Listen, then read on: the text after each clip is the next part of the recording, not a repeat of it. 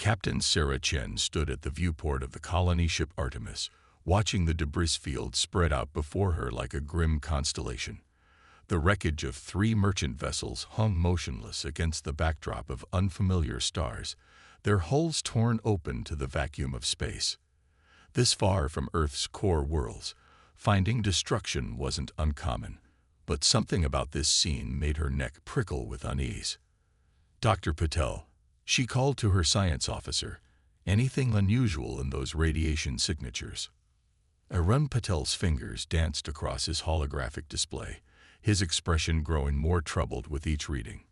"That's what's bothering me, Captain. The energy residue. It's like nothing in our database. These ships weren't destroyed by conventional weapons." Sarah had been captain of the Artemis for 5 years, shepherding thousands of colonists toward their new home in the Aegis system. The ship had been designed for peace, its massive hull packed with hydroponics bays, construction equipment, and cryogenic pods housing sleeping families. Now those same families might be in danger. "Mason," she addressed her navigation officer, "plot me a course through that debris. Something doesn't add up, and I want a closer look." The Artemis glided forward, its powerful floodlights illuminating twisted metal and frozen cargo. The ship's civilian crew worked with practiced efficiency, but Sarah could sense their growing tension. They were colonists, engineers, and scientists, not soldiers. Yet here they were, investigating what looked increasingly like an attack. The ship's AI chimed in, its measured tones filling the bridge. "Captain, I'm detecting anomalous gravitational readings. Suggest immediate." The warning came too late. Space itself seemed to ripple, and 3 ships materialized around them. Their designs were alien, all sharp angles and dark metal that seemed to drink in light. On their hulls, strange symbols glowed with an eerie purple luminescence. "Kryvax pirates," whispered Lai Wei, the ship's xenoanthropologist. "I've heard rumors, but—" he swallowed hard. "They're supposed to be myths, stories to scare new captains." The alien vessels moved with impossible grace, taking up attack positions around the Artemis. Their weapons ports glowed with the same energy signature they'd detected in the debris field. Sarah's mind raced. The Artemis carried only point defense turrets, barely enough to handle meteors, let alone combat. They had 5,000 colonists in Creo, depending on her next decision. Running might save them, but it would leave these coordinates unmarked, letting these pirates continue their ambush of unsuspecting merchant ships. "Captain," her communications officer called out, "they're hailing us." The main screen flickered to life, revealing a creature that seemed to be made of living shadow. Its eyes glowed with that same purple energy, and when it spoke, its words were translated by their computers into a harsh, grating voice. "Another prey enters our web," it said, mandibles clicking. "Your ship is large, valuable. Surrender, and perhaps we will be merciful." Sarah stood from her chair, her voice steady despite the fear churning in her gut. "This is Captain Sarah Chen of the colony ship Artemis. We are a civilian vessel carrying families to their new home. If it's cargo you want, we can negotiate." The alien's laughter was like grinding metal. "Cargo? No, human. We want it all. Your ship, your technology, and your people. The Kryvax Dominion always claims its prizes." Sarah's hands clenched into fists. In that moment, she made her decision, one that would change the course of human history in the frontier. "Mason, broadcast our coordinates to every human frequency. Dr. Patel, I want everything we have on their energy signatures sent to Earth Defense Command." The Kryvax captain's eyes narrowed. "You dare to resist?" "No," Sarah replied, a plan already forming in her mind. "I dare to fight back. You want to know why humans have spread so far into space? Why we've colonized worlds that would kill most species? It's because we don't surrender. Not when lives depend on us." She turned to her crew, seeing not fear in their eyes now, but determination. "All hands, this is your captain speaking. We are now on emergency protocols. This ship carries the dreams of 5,000 people, and I won't let these pirates destroy them. It's time to show them why humanity never stops pushing forward. The Kryvax ships began to power up their weapons, but Sarah allowed herself a small smile. They thought they were hunting easy prey, a civilian ship full of sleeping colonists. Instead, they'd just started a war with the most resourceful species in the galaxy, and Sarah Chen intended to teach them exactly why that was a mistake. Dr. Patel, remember that theoretical application of our terraforming equipment you were working on. Time to test it. Mason, plot us a course through their formation. They won't expect us to charge. Lai Wei, I need everything you've got on their cultural references to combat. And someone wake up our engineering team. We're about to turn a colony ship into something these pirates have never seen before. The Artemis's engines hummed to life as Sarah took her seat, her voice hard as steel. They want to see what humanity's made of. Let's show them. In the bowels of the Artemis, Chief Engineer Maya Rodriguez stood before a dismantled terraforming array, her hands covered in thermal grease and eyes bright with possibility. Around her, her engineering team worked with controlled urgency, converting peaceful technology into something the Kryvax would never expect. The principle is simple, she explained to Captain Chen through her comlink. Terraforming equipment is designed to manipulate atmospheric particles at a quantum level. If we reverse the polarity and boost power through our auxiliary fusion cores. Above them, the ship shuddered as another Kryvax blast glanced off their failing shields. They'd been playing cat and mouse through an asteroid field for the past hour, using the massive rocks as cover while they worked. Less theory, more results, Chief, Sarah replied, her voice tight as she maneuvered the massive colony ship through space like it was a fighter. Those pirates are getting impatient. Maya's fingers flew across her tablet, making final adjustments. Ready for test fire. But Captain, this could just as easily blow us up as work. Story of human progress, isn't it? Sarah's laugh was grim. Do it. Maya initiated the sequence. The repurposed terraforming array hummed to life, its energy signature building to a crescendo. On the bridge, Dr. Patel's eyes widened as he read the output. Captain, it's working. The quantum field is interacting with their cloaking technology. We can track them now. For the first time since the battle began, Sarah allowed herself a real smile. The Kryvax's greatest advantage had been their ability to fade in and out of visible space, appearing only to strike. But their cloaking technology relied on quantum manipulation, the exact thing terraforming equipment was designed to detect and modify. Mason, plot their movements. Every time they cloak, I want their predicted trajectory. Lai Wei, what have you found in those cultural references? The xenanthropologist looked up from his station. The Kryvax are ambush predators by evolution, Captain. They've never developed tactics for prolonged engagement. Their entire strategy relies on shock and terror. Then let's shock them instead. Sarah opened a channel to all decks. All hands, prepare for aggressive maneuvers. Maya, how's our other project coming? In the cargo bay, Maya stood before rows of construction drones, normally used to build colonial infrastructure. Now they hovered menacingly, their peaceful building tools replaced with improvised weapons. Ready, Captain. Though I still say using molecular assembly beams as cutting lasers is crazy. Crazy is what we do best. Sarah's fingers tightened on her command chair. Launch them. The cargo bay doors opened, and dozens of construction drones formed out into space. The Kryvax ships, visible now thanks to the modified terraforming array, broke formation in surprise. They'd never encountered prey that could see through their cloak, let alone fight back. They're running.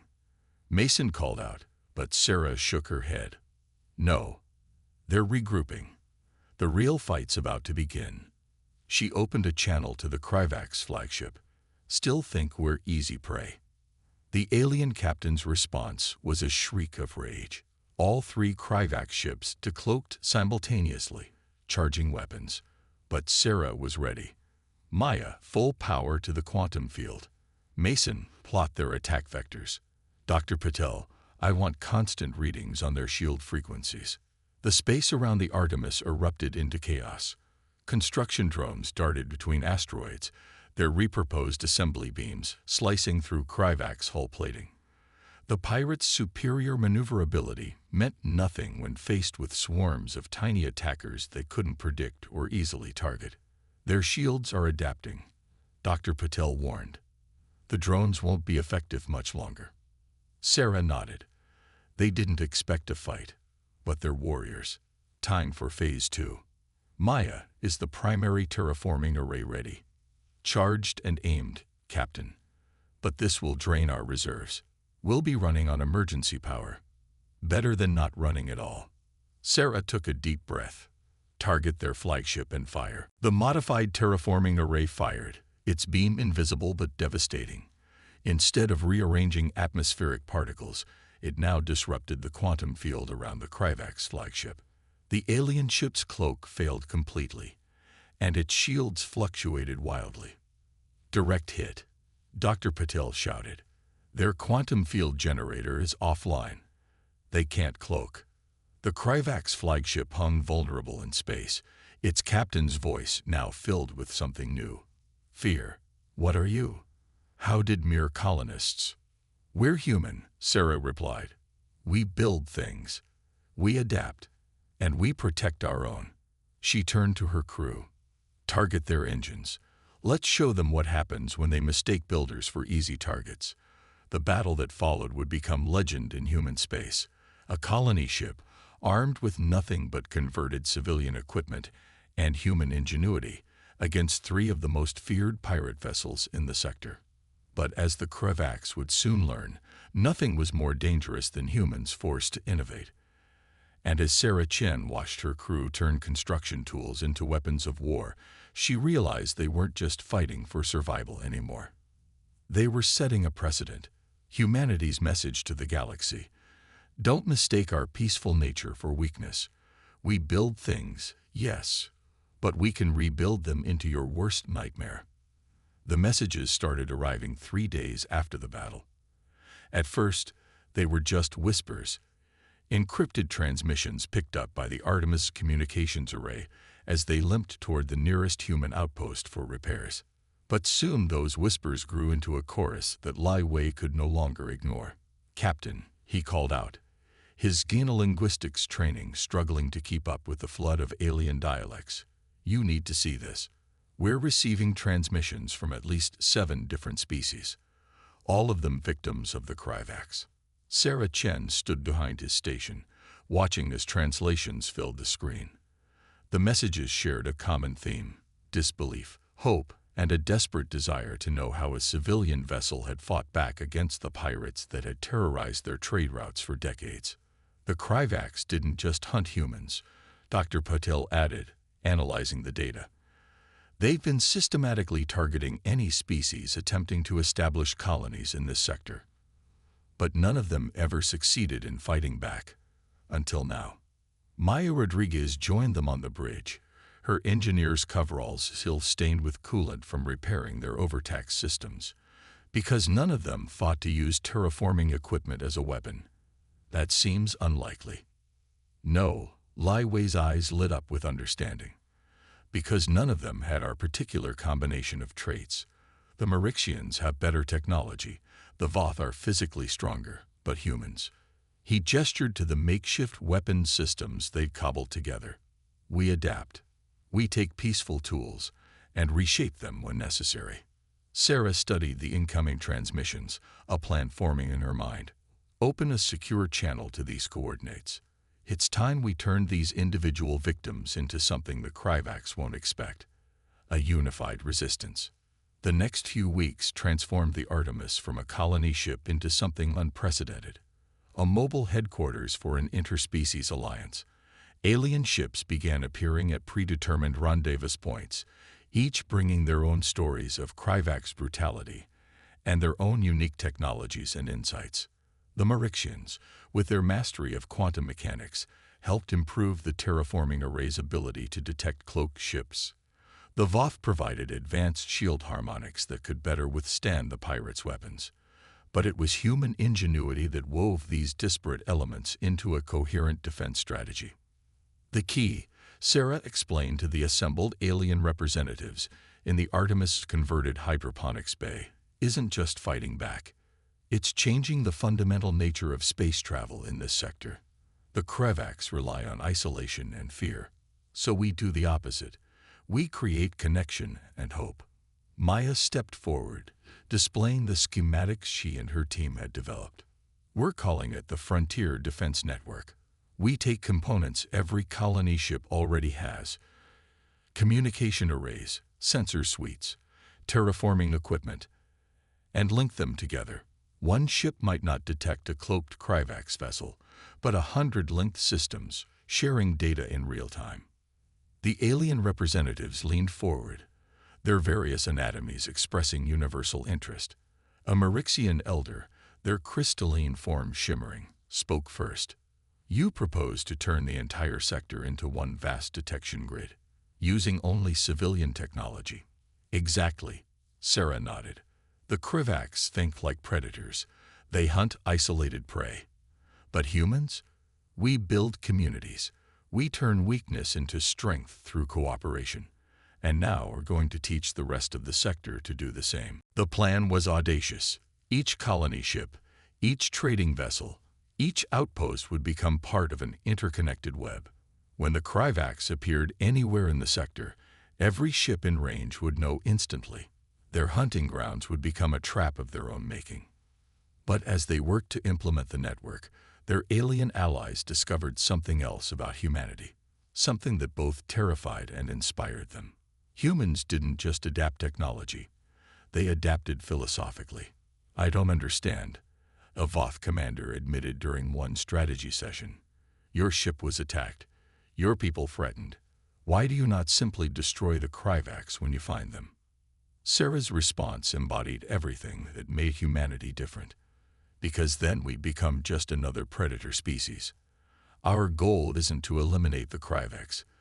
It's to change the rules they play by, to show them that cooperation is stronger than predation. The Artemis crew worked tirelessly, teaching other species how to modify their own civilian technology for defense. But more importantly, they taught them something uniquely human: the power of turning enemies into allies through shared purpose and understanding. As the network grew, the Kravax began to realize something had fundamentally changed in their hunting grounds. Their prey wasn't just fighting back now. It was evolving, adapting, unifying. And at the heart of this transformation was a species they had gravely underestimated. We've received another distress call, Lai Wei announced one morning, but his tone was different now. Proud. A Marixian colony ship drove off a Kravax attack using our modifications. No casualties. Sarah smiled, watching the growing network of allied ships on their tactical display. The Kravax had thought they were hunting easy prey. Instead, they'd inadvertently created something unprecedented. An alliance of peaceful species who had learned from humanity that the best defense wasn't superior firepower, but superior cooperation. But as reports of successful defenses mounted, Sarah couldn't shake a growing concern.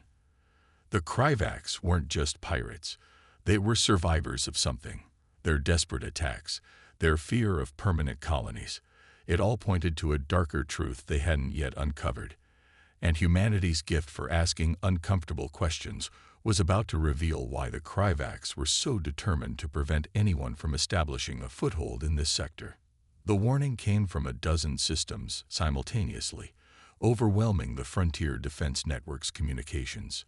Sarah Chen watched in growing horror as the tactical display lit up with hundreds of Kravax signatures, far more ships than anyone had believed they possessed.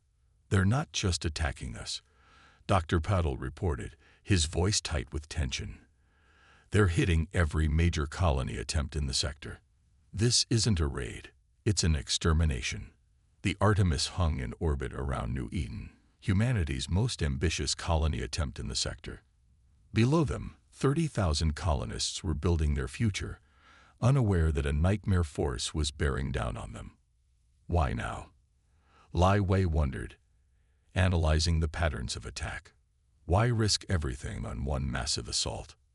Maya looked up from her engineering station, her face pale. because of what we found in their database. During their last skirmish, they'd managed to capture a damaged Kryvax scout ship. Its databanks had revealed something that changed everything they thought they knew about their enemy. Sarah nodded grimly. They're not pirates. They're refugees, and they think we're about to make the same mistake that destroyed their homeworld. The bridge fell silent as the implications sank in. The Kryvax weren't just attacking colonies, they were trying to prevent what they saw as an impending catastrophe. Their own civilization had been destroyed when they'd established permanent colonies too close to something they called the Void Gates, ancient structures that periodically released waves of reality-warping energy. "Captain," Mason called out, "first wave of Kryvax ships entering weapons range. They're broadcasting on all frequencies." The main screen flickered to life, showing not one Kryvax captain, but a council of them. Their leader spoke, its voice carrying not just threat but desperate urgency. "You force our hand, humans. Your colonies spread like a disease. Your unity corrupts other species into following your path. You build permanent structures without understanding the doom you court. We tried to drive you away. Now we must end this." Sarah stood, her voice steady despite the weight of the moment. "We know about the Void Gates. We found your records. But running and hiding isn't the answer. Adaptation is. You cannot adapt to the void." The Kryvax leader snarled. "Our civilization was mighty, our technology far beyond yours. We tried to control the gates to adapt as you say. We failed. Everything we built was unmade. Then you failed because you tried to do it alone." Sarah's words cut through their fear. Humanity's strength isn't in our technology or our weapons. It's in our ability to unite, to share knowledge, to face impossible challenges together. The Kryvax response was a barrage of fire that lit up space like a newborn sun. But the Artemis wasn't alone anymore. Dozens of ships from the defense network emerged from jump points. Marixian science vessels, Voth carriers, and human colony ships, all modified with their shared innovations. "All ships, execute Protocol Unity," Sarah commanded. The assembled fleet moved with practiced coordination, their modified terraforming arrays linking together into something unprecedented, a quantum field large enough to encompass the entire battlefield. Maya's voice was tense as she monitored the power readings. "Captain, if we do this, we'll burn out every terraforming system in the fleet. These ships won't be able to establish colonies for months. If we don't do this, there won't be any colonies to build." Sarah opened a channel to all ships. "This is what humanity does. We don't run from problems. We solve them. Together." The battle that followed would be remembered as the moment that changed the galaxy's understanding of humanity. The Kryvax attacked with the desperate fury of those trying to prevent an apocalypse, but they faced something they couldn't comprehend, a unity of purpose that transcended species and fear. Construction drones from a dozen worlds swarmed through space, their modified tools wreaking havoc on Kryvax ships. Marixian quantum technology merged with Voth shield harmonics created defense systems that adapted faster than the pirates could break them. And at the heart of it all, human ingenuity found ways to use every piece of civilian technology as part of their defense. But the real turning point came when Sarah ordered something unprecedented. "All ships, redirect your terraforming arrays. Don't target their ships. Target the nearest void gate." "Captain," Dr. Patel protested, "we barely understand how those structures work." "No," Sarah corrected him. "We barely understand how they work alone. But together." She opened a channel to the Kryvax fleet. "Watch and learn why humanity doesn't fear the impossible." The combined power of dozens of terraforming arrays, designed to reshape planets, focused on the ancient structure. Data flowed through the defense network as each species contributed their understanding. The Void Gate's energy patterns, chaotic and destructive in isolation, began to stabilize under their unified effort. The Kryvax fleet fell silent, watching in disbelief as the humans and their allies did what their civilization had failed to do. Not control the Void Gate, but work with it, adapt to it, understand it through the combined knowledge of multiple species. As the gate's deadly energies were transformed into something manageable, Sarah addressed the Kryvax again. This is humanity's message to the galaxy. No challenge is too great when we face it together. You can keep fighting alone, or you can join us and help prevent other civilizations from facing what destroyed your own. The battle hadn't ended with destruction, but with a choice. And as the Kryvax fleet hung motionless in space, their leaders confronting a solution they had never imagined possible, the true power of humanity's approach to the universe became clear. They hadn't just built a defense network. They'd created a new way of existing among the stars. 1 year after the Battle of New Eden, the observation deck of the Artemis hosted a gathering unprecedented in galactic history. Sarah Chen stood before representatives of 12 species, including, most remarkably, a delegation of Kryvax. The great colony ship, now permanently converted into the headquarters of the Frontier Defense Alliance, orbited a successfully tamed void gate. The gates were never meant to be barriers. Sarah addressed the assembly, gesturing to the ancient structure gleaming below. They were opportunities we had to be ready for. Not through force, not through fear, but through unity. The lead Kryvax delegate, once their fiercest enemy, stepped forward. Their crystalline eyes, once filled with desperate rage, now held something like wonder. We spent generations trying to prevent others from repeating our mistakes. We became the very thing we feared. Destroyers, hunters, isolated and afraid. Then humanity showed us another way. The transformation of the sector had been remarkable. Where once ships traveled in fear, now they moved with confidence through carefully mapped corridors. The void gates, their energy patterns understood through the combined scientific efforts of multiple species, had become waypoints rather than threats. But the real change wasn't technological. It was philosophical. Maya Rodriguez, now chief engineer of the entire alliance, pulled up a holographic display of the sector. Hundreds of points of light represented colonies, stations, and ships, all interconnected by the defense network. The network doesn't just warn us of dangers anymore, she explained. It shares innovations, coordinates resources, and brings species together in ways we never imagined possible. That's the true power of humanity. Lai Wei added, his years of studying xenoanthropology finally revealing their full value. Not our technology, not our adaptability alone, but our fundamental understanding that diversity makes us stronger. Every species brings something unique to our shared future.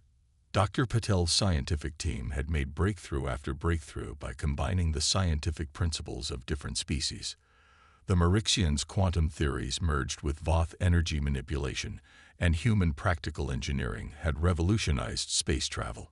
But more importantly, it had revolutionized how species interacted with each other. The Artemis was never meant to be a warship. Sarah continued, running her hand along a bulkhead that had seen them through so much. It was meant to carry hope for a new future. And in the end, that's exactly what it did, just not in the way we expected. The ship still bore scars from that first desperate battle, now preserved as a reminder. But its hydroponics bays had been expanded to study agricultures from a dozen worlds. Its laboratories hosted scientists from across known space. Even the Kryvax had contributed, their centuries of studying the void gates proving invaluable once they stopped fighting and started collaborating.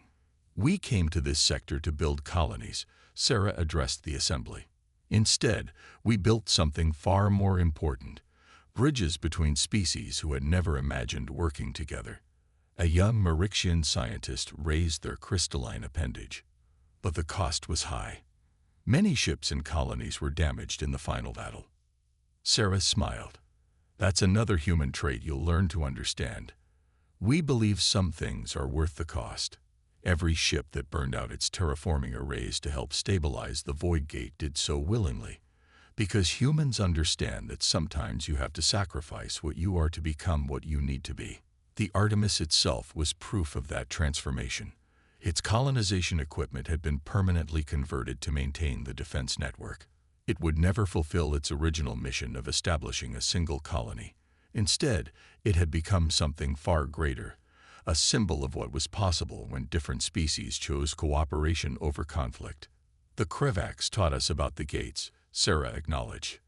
The Marixians taught us about quantum science. The Voth taught us about energy manipulation.